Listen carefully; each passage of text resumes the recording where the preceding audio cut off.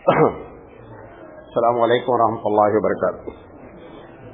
الحمد للہ رب العالمین والعاقبۃ للمتقین والصلاۃ والسلام علی رسولہ الکریم. اما بعد، محترم حضرات، ایک سوال ابھی آیا ہے، میں اس کو پڑھ نہیں سکا ہوں، وہ لکھ نہیں سکا، پہلے اس کا جواب دے دیتا ہوں کیونکہ آج سوال جواب کی نشست ہے. آج جمعہ میں تقریر ہوئی تجارت کے اوپر، تو اس میں ایک سوال یہ آیا ہے، حالانکہ ابھی ہم آگے انشاءاللہ بات جب کرتے تو وہ بات آ جاتی، کہ ایک انویسٹر نے، ایک آدمی نے پیسہ لگایا اور دوسرا آدمی تجارت کر رہا ہے. جس نے پیسہ لگایا وہ محنت نہیں کر رہا ہے، جو محنت کر رہا ہے اس نے پیسہ نہیں لگایا ہے. اس کو ہمارے ٹیکنیکل اصطلاحی زبان میں مضاربت کہتے ہیں. آپ لوگ اس کو شراکت کہتے ہیں. شراکت ایک الگ چیز ہمارے پاس، انشاءاللہ زندگی تو اس پر بات کریں گے. وہ پیسہ اس نے دیا اور دینے کے بعد اس بندے نے کہا کہ میں سامان لاؤں گا اور سامان لانے کے بعد انشاءاللہ جو ہے بیچیں گے، جو پروفٹ ہوگا 50-50 بانٹ لیں گے. سامان لے کر کے چلا بامبے سے اور راستے میں سامان چوری ہو گیا. اب جو چوری ہوا ہے 50,000 روپے کا سامان چوری ہوا ہے، تو اس 50,000 میں وہ جو دوسرا سلیپنگ پارٹنر ہے وہ 25,000 کا ذمہ دار ہوگا کہ نہیں ہوگا؟ یہ مسئلہ سمجھ لیں. اس کو مضاربت کہتے ہیں. اس میں جو سلیپنگ پارٹنر ہے اس کا کوئی لاس نہیں ہوگا. جو 50,000 انویسٹر ہے اس کا پورا ڈوب گیا. یہ جو بندہ ہے اس کی محنت اکارت ہوئی، اس کا پیسہ اکارت ہوا. یہ یہاں سے گیا بامبے، تکلیف اٹھایا، لے کر آتا، جو کچھ بھی ہوتا، تو اس کی تکلیف کا جائے گی خسارے میں، اس کا پیسہ جائے گا خسارے میں. لیکن جو سلیپنگ پارٹنر ہے اس کے اوپر 25,000 کا تاوان لگایا نہیں جائے گا. اچھا، سوال آج مختصر ہے لیکن بڑے بڑے ہیں، جواب بڑے بڑے ہیں. پہلا سوال کیا گیا ہے کہ لڑکی کے لیے ایک بکرا عقیقے میں اور لڑکے کے لیے 2 بکرا، ایسا کیوں ہے؟ یہ سوال سب سے پہلے یہ سمجھیں کہ یہ سوال ذہن میں آیا کیوں ہے. سوال کرنے والا میری سمجھ سے، واللہ عالم، دل کی باتیں اللہ جانتا ہے، میری سمجھ سے یہ ہے کہ وہ یہ سمجھ رہا ہے کہ لڑکی کو ڈی گریڈ مانا گیا ہے لہذا 1 بکرا رکھا گیا ہے، اور لڑکے کو چونکہ A گریڈ مانا گیا ہے لہذا 2 بکرا رکھا گیا ہے. سب سے پہلے اس بات کو ذہن سے نکال دیں، تب یہ سوال اپنے آپ حل ہو جائے گا. یہ ذہن میں نہیں رکھیں کہ 1 اور 2 جو بنیاد ہے وہ کسی کے افضل یا غیر افضل ہونے کی دلیل ہے. اگر یہ بات سمجھ میں آ گئی تو اب دوسری بہت سی باتیں پھر اس کے جواب میں کہی جا سکتی ہیں. حقیقت یہ ہے کہ جو بایولوجیکلی ڈفرینس ہے دونوں کے درمیان میں، اس کو دنیا کا ہر شخص تسلیم کرتا ہے. شریعت نے اس بنیاد پر مختلف جگہ پر عورت کے ساتھ امتیاز برتا ہے. ہر امتیاز کی کوئی نہ کوئی وجہ ہے، ڈسٹنگوش جو کیا ہے اس نے. جیسے وراثت میں آدھا حصہ ہے، وراثت میں جب آدھا حصہ ہے تو اس لحاظ سے بھی دیکھا جائے تو اس کا عقیقے میں بھی آدھا حصہ ہونا چاہیے. اچھا، یہ کوئی بکرا ایسا نہیں ہے کہ اگر ایک بکرا کاٹ دیا گیا تو اس کا شیئر اس کو جانا ہے، وہ تو تقسیم ہونا ہے. لہذا اس کی ذاتی طور پر اس سے اس کو کوئی فائدہ اور نقصان نہیں اس لڑکی کا، اس ایک سے. آپ زیادہ یہ کہہ سکتے ہیں کہ دیکھنے میں ایسا لگتا ہے کہ اس کو ڈبل کیا گیا لڑکے کو، اس کو سنگل. ایک یہاں سے دیکھا جائے تو برڈن والدین کے اوپر کم ڈالا گیا کہ اگر دونوں بھاگ 2-2 رکھا جائے گا تو زیادہ آئے گا، لہذا اس کی بنیاد پر. دوسرا جواب یہ ہے کہ کوئی واجب کسی کے نزدیک نہیں کہ آپ 2 ہی بکرا کریں. ایسا نہیں کوئی کمپلسری ہے کہ لڑکے کے لیے 2 بکرا ہی کرنا واجب ہے، لڑکے کے لیے 2 بکرا کرنا سنت ہے. اگر کسی کی گنجائش نہیں ہے اور وہ اس کے یہاں لڑکا پیدا ہوا ہے، وہ 1 ہی کر دیتا ہے تو بھی عقیقہ ادا ہو جائے گا، 2 کرنا واجب نہیں ہے. واللہ عالم بالصواب.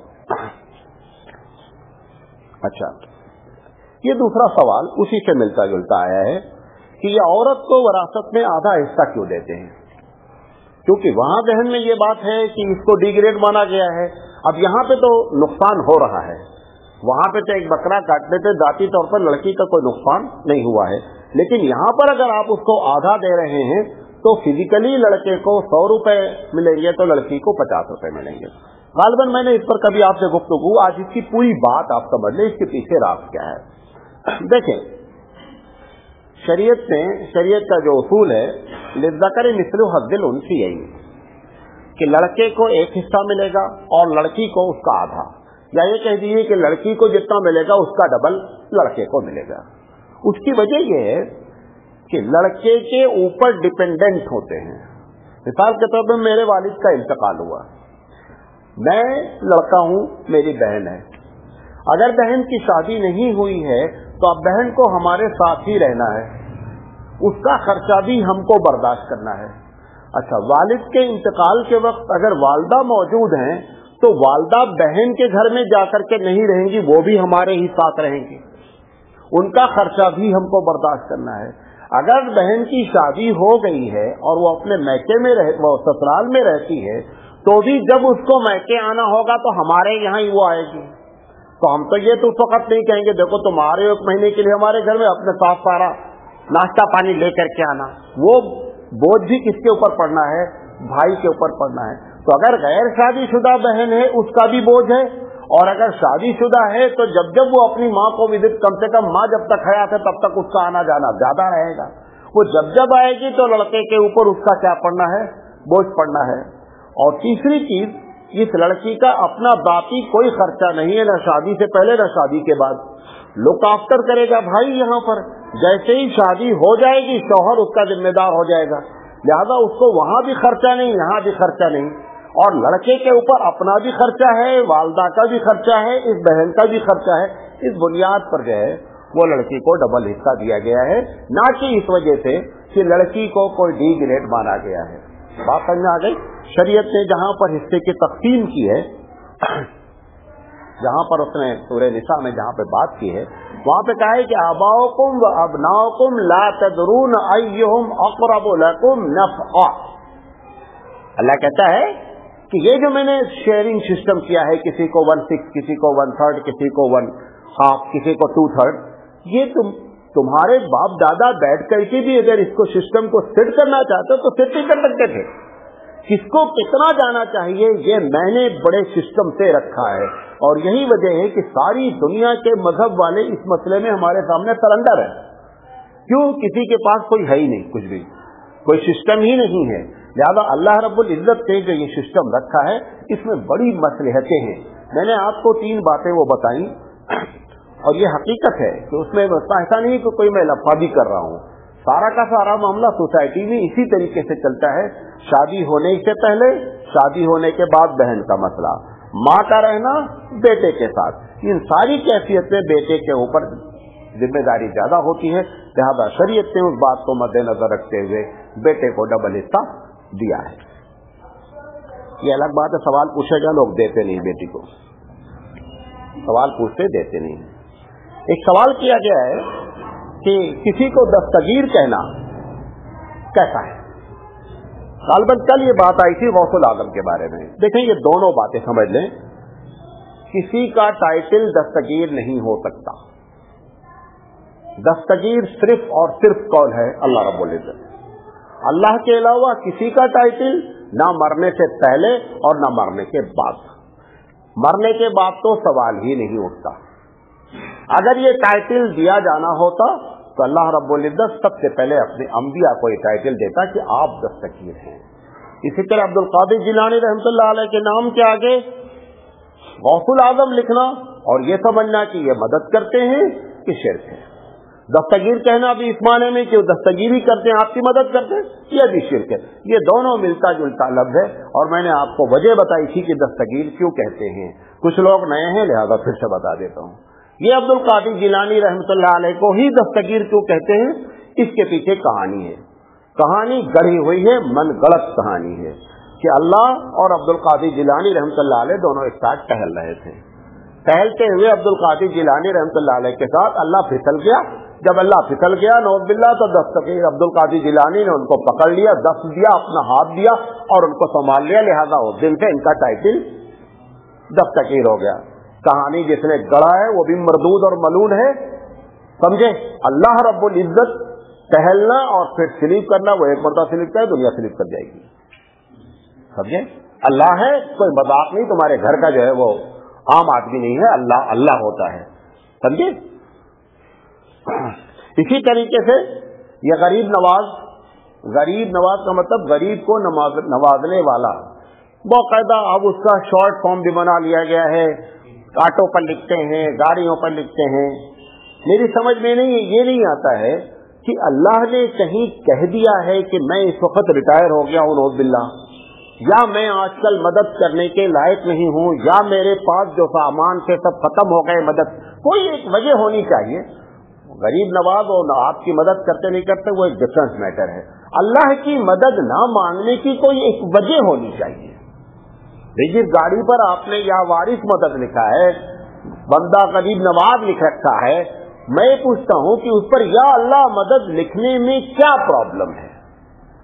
वो करते नहीं करते ये एक अलग मैटर में कहना. मैं कह रहा हूं अल्लाह की मदद छोड़ने की कोई लॉजिक होनी चाहिए कि अल्लाह मदद कर, ये इसको छोड़ करके ये दूसरी चीजें गरीब नवाज और दस्तगीर और गौसुल आजम ये सब लोगों के बनाए हुए घंटे हैं. एक चीज भी सही हदीस और कुरान से साबित होना तो दरकिनार है, इसके खिलाफ साबित है. अल्लाह के रसूल सल्लल्लाहु अलैहि वसल्लम फरमाते हैं, इब्न अब्बास रज़ी अल्लाह तआला अन्हु रवायत करते हैं, बुखारी की रवायत है कि सारी दुनिया अगर तुमको देना चाहे और रब्बे जुल जलाल ने तय कर रखा है नहीं देंगे तो सारी दुनिया मिलकर तुमको दे नहीं सकती, याद रखिए. और अगर अल्लाह लेना चाहे तो सारी दुनिया मिलकर दे नहीं सकती, और देना चाहे तो मना नहीं कर सकती, ये याद रखिए. ये अल्लाह का मामला है, ये बंदों का मामला नहीं है. ऐसा लगता है खुदा न खास्ता कि ये बुजुर्गाने दीन अल्लाह का नौज़ बिल्लाह कान पकड़ के जो चाहे वो काम करा लें. जुमला कहते हुए शर्म नहीं आती कि अल्लाह फिसल गया और उसको हाथ दे दिया तो संभाल लिया, लिहाजा वो दस्तगीर कहलाए. आदमी को सो कहने से पहले 1000 मतलब सोच लेना चाहिए. ये सराहतन शिरकिया जुमला होता है.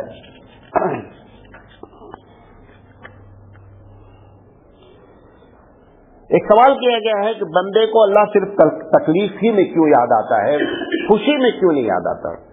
रहीम दास का एक दोहा है कि दुख मां सुमिरन सब करें, सुख मां करे न कोई, जे सुख मां सुमिरन करे, दुख काहे का होए. मैं ग्रेजुएट हूं हिंदी से. रहीम कहते हैं कि दुख मां सुमिरन सब करें. दुख जब पड़ता है तो सब अल्लाह को याद करते हैं. सुख मां करे न कोई, और जब सुख हो जाता है तो अल्लाह को लोग भूल जाते हैं. ये सुख मां सुमिरन करे, अगर सुख में आप अल्लाह को याद करते, दुख काहे का होए, तो दुखी क्यों होता. ये तो आपको दोहा सुना दिया, बता दिया कि हिंदी भी जानता हूं. जवाब इसका आपको बता रहा हूं. ये जो जवाब सवाल किया गया है कि बंदे को अल्लाह मुसीबत के वक्त ही क्यों याद आता है, खुशी में क्यों नहीं याद आता. जिसको ऐसा हो रहा है, बहुत गौर से सुनिएगा, इस सवाल में सेंस बहुत. जिसको ऐसा हो रहा है इसका मतलब कि आखिरत का परसेंटेज उसकी जिंदगी में कम हावी है, दुनिया का परसेंटेज ज्यादा है. अगर आखिरत का परसेंटेज बढ़ जाए तो खुशी के वक्त भी हमको अल्लाह का शुक्र अदा करते हैं. बहुत सी दुनिया में हजारों लोग हैं, बहुत से अल्लाह वाले तो इतने ज्यादा हैं. अल्लाह ने कहा भी कुरान में, लइन शकरतुम लाज़ीदन्नकुम वलइन कफरतुम इन्न अज़ाबी लशदीद, कि अगर मेरे अता करने पर तुम शुक्र करते हो तो मैं और देता हूं. तो ये जो बंदे ने सवाल किया है, क्योंकि वो उनके साथ ऐसा होता होगा, वो समझ रहे सारी दुनिया के साथ ऐसा होता, ऐसा नहीं है. अगर आखिरत हमारे ऊपर सवार हो जाती है तो हम शुक्र में भी, खुशी में भी अल्लाह रब्बुल इज्जत को क्या है, याद करते हैं. घर में बेटा हुआ, बेटी हुई, कोई इनाम मिल गया तो फौरन हम शुक्र अदा करते हैं कि शुक्र है मालिक तेरा. ऐसा नहीं है कि सबके साथ होता है. अगर हो रहा है तो बैलेंस करें. आखिरत कमजोर है, दुनिया हावी है.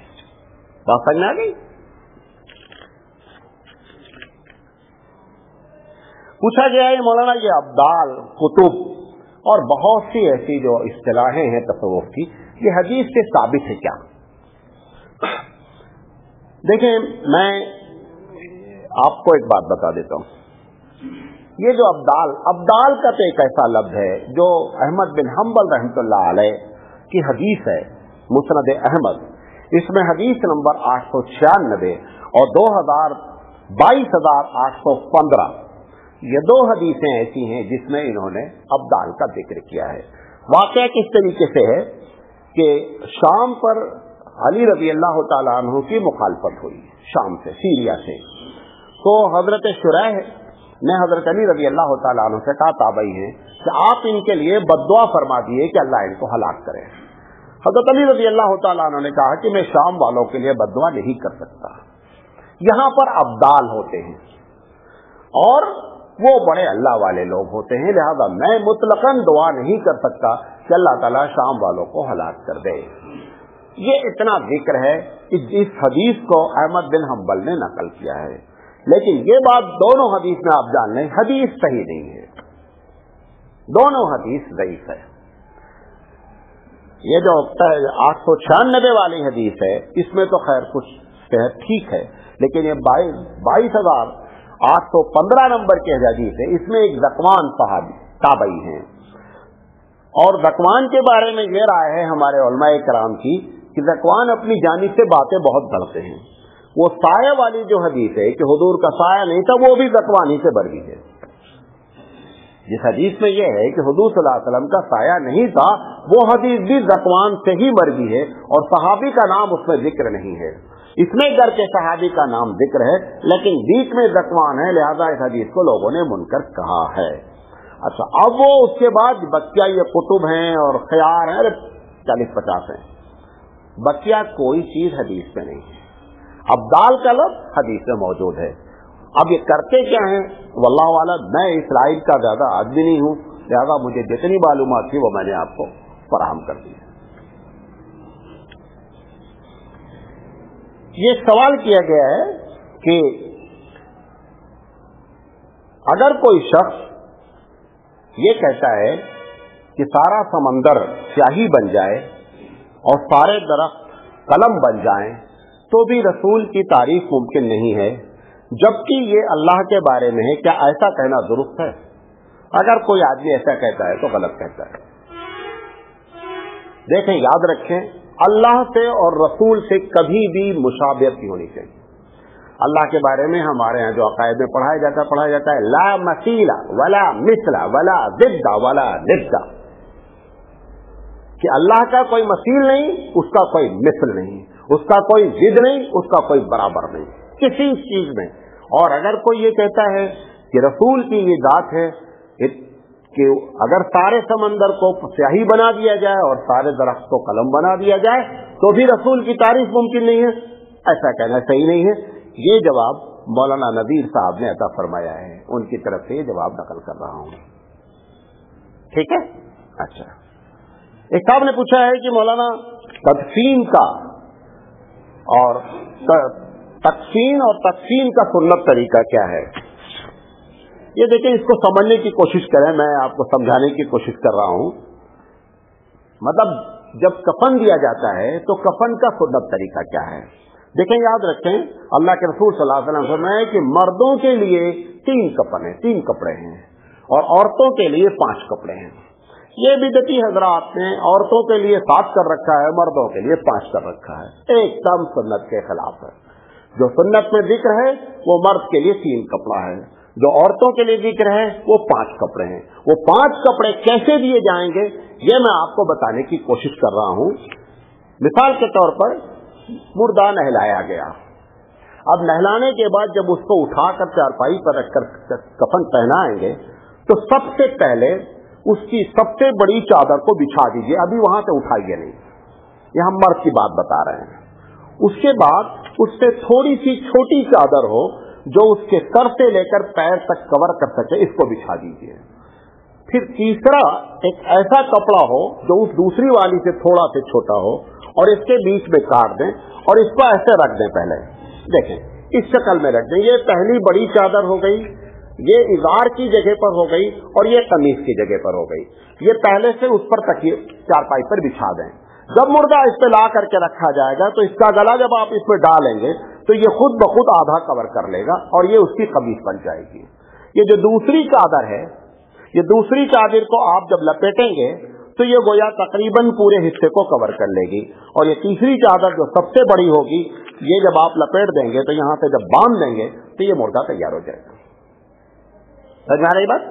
अच्छा, इसी को औरत का समझ लीजिए। औरतों के लिए सुन्नत 5 कपड़ा है। कितना है? 5 कपड़ा है। पहले 3 इसी शक्ल में बिछाएं, इसके ऊपर एक कपड़ा और बिछाएं, इसके ऊपर एक कपड़ा और बिछाएं, जो तीसरे वाले का आधा हो। जो तीसरा कपड़ा आपने बतौर कुर्ता के रखा है उसका वो आधा हो। ये पहला जो कपड़ा बिछाया गया है इसको तो उसके सीने पर बांध दिया जाए औरत के, और ये जो दूसरा कपड़ा है इसको यहां से उठा लिया जाए और उसके सर के बाल को इसमें बांध करके उसको ऐंठ करके साइड में, राइट साइड में रख दिया जाए। बाद रवायत में आता है कि दोनों तरफ रख दिया जाए, आधे बाल इधर कर दिया जाए, आधे बाल, यानी बाल पूरा का पूरा छुपा हुआ हो। तो दोनों कपड़े तो ये तो बन जाएगा सीने पर और एक बन जाएगा बाल पर। बकिया तीनों की तरतीब फिर वही है जो मर्द की तरतीब है, वो तरतीब है। इस तरीके से तकसीम देने का ये सुन्नत तरीका है। अब इसमें जितनी चीजें हैं वो बाद लोग उसको सिलते हैं, सिलना भी उसी धागे से है जो कफन का कपड़ा है। सब बेकार बातें हैं। समझ में आ रही बात? फिर उसके लिए जानमाज लेकर जाते हैं उसी कपड़े में से फाड़ करके। ये याद रखें कि ये जो पैसा आप लगा रहे हैं ये पैसा लग रहा है मुर्दे के। वो तो हम देते हैं, कोई लगा दे पैसा एक अलग बात है। शरई लिहाज से हुक्म क्या है? जो मरा है उसके पैसे से तजहीद व तकसीम कर दी जाए, नंबर 1। उसके मरने के बाद दूसरे नंबर पर उसके पैसे से कर्ज अदा कर दिया जाए, नंबर 2। नंबर 3, अगर उसने वसीयत की है तो उसकी वसीयत को पूरा कर दिया जाए। शर्त यह है कि उसकी वसीयत बचे हुए माल के 1/3 से ज्यादा न हो। मिसाल के तौर पर एक आदमी 5,000 रुपए छोड़कर गया, तजहीद व तकसीम में 500 खर्चा हो गया, कर्जा 1,000 का था, खर्चा हो गया, अब बचा उसके पास कितना? 3,500। 3.5 का 1/3 जो होगा वही उसकी वसीयत के लिए लगाया जाएगा। वहां तो उसने लिख रखा है कि 5,000 रुपया मस्जिद में दे दिया जाए, बचा ही नहीं है 5,000, और 5,000 बचा भी होता तो उसकी विरासत ही टोटल 5,000 थी। लिहाजा उस 5,000 को नहीं, 3,500 का 1/3 निकालकर मस्जिद में दे दिया जाएगा। समझ में आ रही?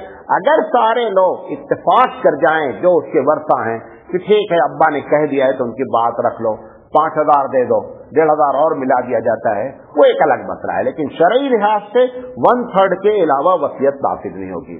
तो पहला काम तजहीद व तकसीम, दूसरा काम कर्जा अदा करना, तीसरा काम वसीयत पूरी करना। अब जो बचा है वो शरीयत के लिहाज से बांट लेंगे। बात समझ में आ रही? ये है शरीयत का उसूल। तो ये हो गई तकसीम। अच्छा, दूसरा सवाल किया गया है तदफीन, दफन करना। जब कब्र में दफन करते हैं, कब्र 2 तरीके की होती है, एक को कब्र कहते हैं, एक को लहद कहते हैं। अल्लाह के रसूल सल्लल्लाहु अलैहि वसल्लम के जमाने में मदीने में दोनों सिस्टम पर होती थी। फिर यहाँ और हिंदुस्तान में भी कब्र की बनाने की स्टाइल अलग अलग है, अलग अलग स्टाइल है। बहरहाल जिसको कब्र कहते हैं, अल्लाह के रसूल सल्लल्लाहु अलैहि वसल्लम के बारे में इख्तलाफ हुआ कि जब अल्लाह के रसूल सल्लल्लाहु अलैहि वसल्लम इस दुनिया से रुखसत हुए तो सहाबा में ये इख्तलाफ हुआ कि लहद बनाई जाए कि कब्र बनाई जाए। तो कुछ लोगों की राय थी कि अल्लाह के रसूल कब्र की बात करते थे, कुछ लोगों ने नहीं, अल्लाह के रसूल लहद फरमाते थे। तो हज़रत अबू बकर सिद्दीक़ रज़ी अल्लाह तआला अन्हु कहते हैं कि इसमें बातें काफी होने लगी और कोई डिसीजन नहीं हो पाया। तो अबू बकर सिद्दीक़ रज़ी अल्लाह तआला अन्हु ने एक राय दी। उन्होंने कहा देखो हमारे पास 2 लोग स्पेशलिस्ट हैं, एक लहद वाला है और एक कब्र वाला है। यहां मदीने से, मस्जिद नबवी से दोनों के पास आदमी भेजो कि भाई कब्र खोदनी है। अगर लहद वाला पहले आ जाए तो लहद कर देंगे, अगर कब्र वाला आ जाएगा तो कब्र कर देंगे। दोनों के पास आदमी गया। अब यकीनी बात है जब उनको इत्तला मिली कि अल्लाह के रसूल दुनिया से रुखसत हो गए तो जो जिसाल अपने तब भागा वो, तो लहद वाला बंदा पहले पहुंचा। लिहाजा अल्लाह के रसूल सल्लल्लाहु अलैहि वसल्लम को लहद बनाई गई। बात समझे? तो बाद लोगों का कहना यह है क्योंकि लहद अफजल थी लिहाजा अल्लाह ने वैसा ही इंतजाम फरमा दिया। लहद और कब्र में फर्क क्या होता है? लहद को हम बगली कहते हैं, जब जमीन को काटते हैं, काटने के बाद उसको जब अंदर करते हैं, अगर आप सीधा पत्थर रखेंगे, जहां पर आप मिट्टी डाल रहे हैं वहां पर हकीकत में कब्र नहीं होती है। आप लहद में जहां पे मिट्टी डालते हैं वो ओरिजिनल कब्र नहीं होती है, कब्र उससे तकरीबन 1.5 फीट अपने राइट साइड पे होती है। बात समझ मेरी? क्योंकि जब आपने उसको ऐसे कर दिया तो बॉडी तो यहां आ गई, यहां आपने पत्थर रख दिया, मिट्टी पत्थर के ऊपर वाले हिस्से में पड़ गई, जहां पर अंदर कब्र वहां तो कुछ है नहीं। तो हकीकत क्या होती है कि जहां पे मिट्टी नजर आती है वहां पे अगर बीचों बीच सेंटर में आप जाएंगे तो लहद आपको मिलेगी नहीं। ठीक है, मैं नहीं कह रहा हूं नाजायज है, वो एक बता रहा हूं आपको।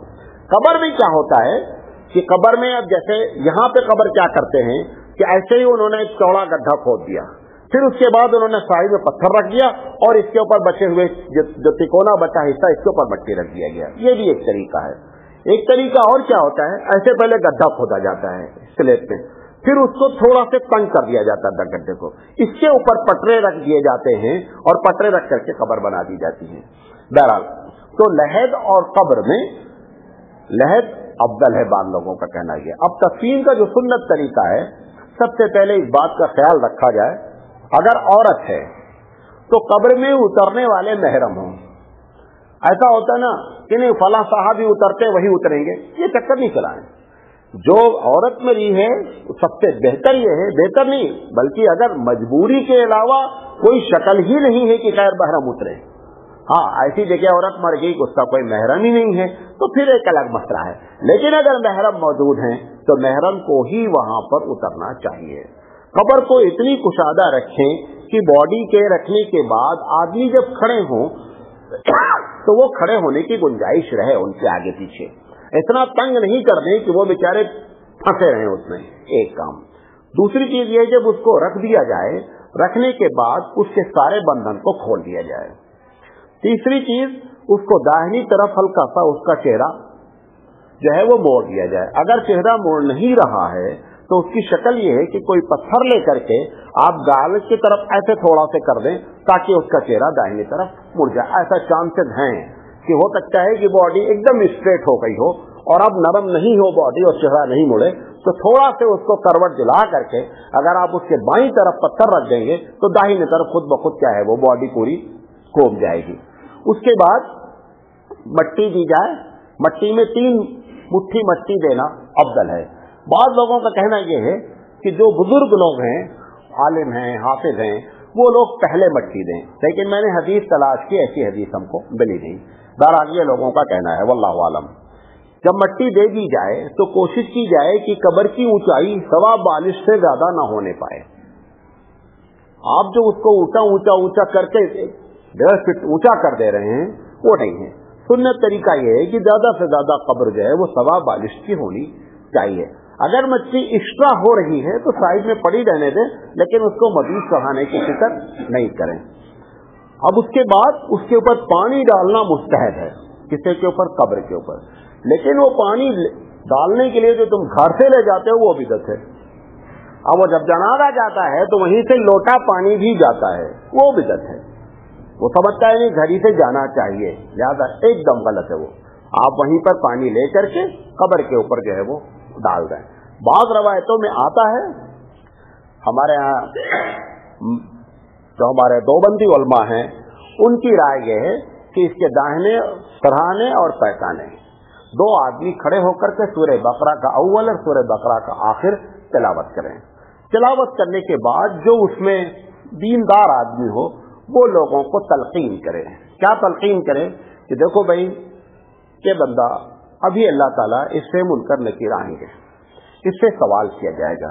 हम सब लोग अपने भाई के लिए दुआ करेंगे कि अल्लाह ताला इसको कब्र में सवाल जवाब में साबित कदम रखे, ये उसके लिए दुआ करनी है। फिर दूसरी दुआ कि अल्लाह ताला इसके मुताल्लिक़ीन को सब्र अता फरमा, ऐ अल्लाह इसके गुनाहों को माफ फरमा, ये दुआ करेंगे। अब दुआ करने में हाथ उठाने का मसला है। हमारे यहाँ ज्यादातर उलमाए देवबंद की राय है कि हाथ नहीं उठाया जाए, क्योंकि हाथ उठाने की वजह से कंफ्यूज होता है कि कहीं ऐसा नहीं कि बंदा इससे मांग रहा हो। हालांकि हम मांगते हैं उसके लिए, लेकिन हाथ कब्र के सामने फैलाने से ये कंफ्यूज होने के चांस है कि इससे मांगा जा रहा है। लिहाजा बेहतर ये है کہ हाथ ना उठाया जाए, लेकिन अगर कोई हाथ उठा लेता है तो हम उसके लिए नाजायज का फतवा भी नहीं देते हैं। वजह उसकी यह है कि दुआ का कॉन्सेप्ट हाथ उठाने से है। नमाज के अलावा याद रखें, नमाज या नमाज से मुशाबह जितनी चीजें हैं उसमें जब दुआ मांगी जाती है तो हाथ नहीं उठाया जाता है। नहीं समझे? जब आप दरूद शरीफ पढ़ते हैं, दरूद शरीफ पढ़ने के बाद दुआ मांगते हैं ना, हर नमाज में सलाम फेरने से पहले हाथ उठाते हैं? नहीं उठाते हैं। तो दुआ का कॉन्सेप्ट नमाज के अलावा हाथ उठाने का है, नमाज में हाथ उठाने का नहीं है। इसी तरीके से अगर इमाम क़रात कर रहा है और उसने वहां पर रब्बना आतिना फिद दुनिया हसनतम पढ़ना शुरू किया, कुरान की आयत है, तो आप हाथ उठाकर के दुआ नहीं मांगेंगे ना आमीन बोलेंगे। और यही कैफियत खुतबे के वक्त में होनी चाहिए, क्योंकि खुतबे को अल्लाह के रसूल ने तशबीह किससे दी है? नमाज से। जब इमाम ने खुतबा शुरू कर दिया ऐसी शक्ल में वो दुआ करता है, क्योंकि वो अरबी में पढ़ता है तो आप लोगों को कुछ पता ही नहीं चलता कि भैंस के आगे 3 बजा वाली बात है, क्या कह रहा है। हालांकि वो दुआ भी मांगता है, अल्लाह मुसलमानों को हिदायत दे, अल्लाह मुसलमानों के मसले हल फरमा। वो जिसको याद रहता वही करता, जरूरत क्या है उसे पता ही नहीं रहता बेचारे इमाम को। हालांकि दुआ का ताल्लुक तो होता है कि जो जरूरत हो वो दुआ मांगी जाए, लेकिन वो रटा रटाया खुतबा है तो बेचारा वही एक दुआ पिछले कई 50-60 साल से मांग रहा है, वो कबूल ही नहीं हो रहा तो अगली क्या मांगेगा वो। लेकिन अरबों में ऐसा नहीं होता है, मौके के लिहाज से 10-15 मिनट पूरी दुआएं मांगी जाती हैं, हालात जैसे होते हैं। कहीं मुसलमान परेशान हैं उनके लिए दुआ होते हैं, कहीं मुजाहिदीन परेशान हैं उनके लिए दुआ होती है, कहीं मुसलमान पर जुल्म हो रहा है उनके लिए दुआ होती है। वो सब चीज से आप बचे हुए क्योंकि आप समझते ही नहीं हैं। ऐसे मौके पर भी आपको हाथ नहीं उठाना है। क्यों? क्योंकि खुतबा मिसले नमाज है, क्योंकि नमाज में हाथ नहीं उठाया जाता, लिहाजा खुतबा में भी हाथ नहीं उठाया जाएगा।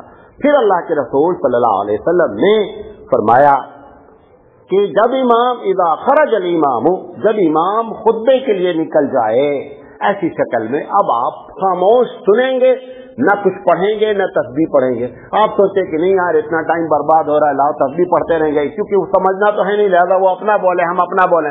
ऐसा आप नहीं कर सकते। आप समझें या नहीं समझें, समझने का सवाब बाद में मिलता है, पहले बंदा सुनता है। सुनने के खुतबे का सवाब मिलता रहता है, ये याद रखें। जो खुतबा आप सुन रहे हैं उस सुनने का सवाब आपको मिलता रहता है। ठीक है, समझना इसलिए है कि ताकि उस पर अमल करें। अमल करना ही नहीं तो समझने की फिक्र में क्यों आप लगे, छोड़ो जाने दो। समझे नहीं? ये सब हमारे साथ हमारे मुल्क की प्रॉब्लम्स है। तो ऐसी शक्ल में वहां पर भी दुआ में हाथ नहीं उठाया जाता। बकिया जहां दुआ का कॉन्सेप्ट है वहां पर हाथ उठाना है, क्योंकि कब्र के पास ना नमाज है और ना क्या कहते हैं खुतबा है, लिहाजा वहां पर अगर कोई हाथ उठा लेगा तो हम नाजायज का फतवा भी नहीं देंगे। बात समझ में आ गई? अब वहां पे खड़े होकर के जो अजान देते हैं कत्तन किसी हदीस में नहीं लिखा है। कहते हैं कि साहब अजान देते हैं तो शैतान भागता है। देखो वो जो मुनकर नकीर आएंगे, जहां फरिश्ता रहता है वहां शैतान नहीं रहते, ये पक्की बात जान लो। जहां फरिश्ता रहता है, थिएटर में शैतान रहता, फरिश्ता बाहर रहता। हदीस में क्या आता है कि जब आप टॉयलेट में जाते हैं तो वहां कौन रहता है? दुआ क्या मांगते हैं कि अल्लाह शैतान से बचाना, बदमाश से। फरिश्ता कभी टॉयलेट पे नहीं जाता। ये दोनों आपस में बाबू आंटी हैं, ये दोनों इकट्ठा होते नहीं हैं। फरिश्ता रहेगा तो शैतान भागेगा, शैतान रहेगा तो फरिश्ता नहीं रहेगा। वो कब्र में आता कौन है? वो फरिश्ता है, लिहाजा वहां शैतान रह नहीं सकता कि शैतान उसको वरगला दे, वो जवाब यस में बोलना चाहे और लड़बड़ा वो करके नो बोल दे, ऐसा नहीं हो सकता। समझ रही बात? लिहाजा वो जो अजान का कॉन्सेप्ट है कि अजान दी जाए ताकि शैतान भागे, वहां शैतान नहीं रहता है। शैतान अपना काम उसी वक्त अपनी फाइल बंद कर दिया जब वो मर गया कि अब इसके पीछे पड़ना बेकार है, ये गया, इसका मामला अल्लाह के हवाले है। अब अल्लाह जो चाहे करेगा, इसको डिस्टर्ब करने का पावर भी नहीं। ये भी बता दें आपको, देखिए शैतान को पावर लिमिटेड है, शैतान अनलिमिटेड पावर का मालिक नहीं है। आपको बहका सकता है यार अभी 6:20 पे फजर है ना, अभी 6:05 हो रहे, 15 मिनट है, थोड़ा और सो लो, ये तो कर सकता है, वो ये करता ही रहता है। जो लोगों की नमाज छूटती है, नमाजी की, जो नहीं पढ़ रहा उससे क्या मतलब, सूरज निकले नमाज तो उससे वो एक अलग मसला है। जो पढ़ने वालों की छूटती है उसमें यही चक्कर होता है। अलार्म लगाएंगे शाम में 6:20 पे जमात। अच्छा ऐसा करते ना कि 5:30 पे उठ जाते हैं, आज कभी नहीं उठना है बाबू, याद रखो। हमेशा अलार्म लगाओ 10-15 मिनट पहले का, तब उठ जाओगे। ये ज्यादा का चक्कर लगाओगे, सूरज निकलने पर उठना है, क्योंकि वो क्या बोलेगा, अभी 5:30 हो रहे हैं, 45 मिनट है, सो जाओ। एक मरतबा आप सोएंगे तो इंशाल्लाह सूरज निकलने के बाद ही उठेंगे। और मालूम कि सूरज निकलने के बाद उठते हैं, जब आदमी नमाज छोड़ जाता है तो शैतान पेशाब करता है। क्या करता है शैतान? पेशाब करता है। कहाँ? कान में। हदीस में तक कान में पेशाब करता है। उसके पेशाब में वो जैसे अल्कोहल है नहीं, क्योंकि उसका पेशाब भी तो खतरनाक ही होगा ना, तो वो जब पेशाब करता है तो जैसे वो सीरप में नशा होता है, ऐसे उसमें नशा होता है। अब ये 8 बजे 8 बजे वो केमिकल का असर है बाबू। तो जो लोग नमाज नहीं पढ़ते ये समझ लें कि शैतान मूत कर गया है। बात समझ आ रही है? वो शैतान का करिश्मा है। ज्यादा शैतान वहां रहता नहीं है। ये बंदा मर गया, शैतान ने अपनी फाइल लपेट ली है, वहां पर अजान की कोई जरूरत नहीं है। हदीस में अगर होता तो हम फिर कोई बात कहते, अल्लाह के रसूल ने कभी किसी कब्र पे खड़े होकर अजान नहीं दिया है। ये बात हो गई तजहीद और तकसीम की, जिससे हम लोग बहुत डरते हैं मरने से, और मरना सबको है, चाहे जितना डरो बाबू, मरना है। डरते नहीं डरते? टाल नहीं सकते, उसके अलावा कोई चारा नहीं है। लिहाजा मौलाना थानवी रहमा कहते हैं, उनकी एक तकरीर है वतन से दोस्ती। तो मैं जब पहली मरतबा देखा, मैं सोचा शायद जहाँ रहते हैं, शौक वतन उसका नाम है, पूरा पंफलेट देखा शौक वतन। तो जब पहली मरतबा मैं वो हेडिंग देखा शौक वतन, में सोचा यार ये शायद मुल्क के बारे में कोई बात कह रहे हैं। तो देखा तो हजरत ने फरमाया कि ये मुल्क, जहाँ यकीनी बात है जहाँ 65 साल रहना वो तो मुल्क हो नहीं सकता भाई, जहाँ अनलिमिटेड ईयर रहना वही असली मुल्क होगा ना। भाई आप बेंगलोर जाते 2-4 दिन के लिए, आप बोलते हैं मैं शहर का रहने वाला हूँ, नहीं बोलते, जहाँ हुबली वाले बोलते। अब जहाँ ओरिजिनल जाकर रहना है तो असली मुल्क कौन हुआ? वही मुल्क हुआ। तो हजरत ने शौक वतन के नाम से लिखी है। तो मरना सबको बाबू, वो किताब पढ़ो तो शौक पैदा होगा मरने का। आप देखेंगे ऐसा कैसा हो सकता है, हो जाता है।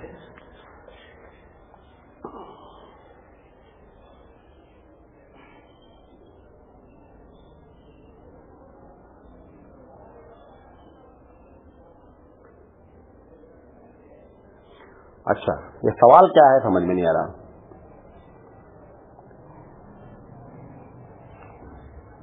मेंबर की वजह से सब कट जाती है। अच्छा, ये एक साहब ने सवाल किया है कि जब मेंबर होता है और मेंबर के दाहिनी तरफ अगर बाईं तरफ करते हैं, ये तरीका एकदम गलत तरीका, याद रखें।